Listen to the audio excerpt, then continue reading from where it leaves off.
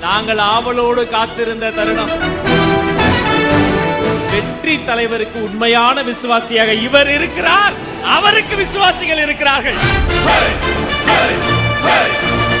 தன் குடும்பத்தையே மறந்து தமிழக வெற்றி கழகத்தையே தனது கொள்கை குடும்பமாக கொண்டிருக்கிற தளபதியின் தளபதி, மதிப்பிற்குரிய பொதுச் செயலாளர் என் ஆனந்த் எக்ஸ்-எம்எல்ஏ இதோ வருகிறார். எழுந்து நின்று அரங்கம் நிறைந்த கரவொலி தாருங்கள்.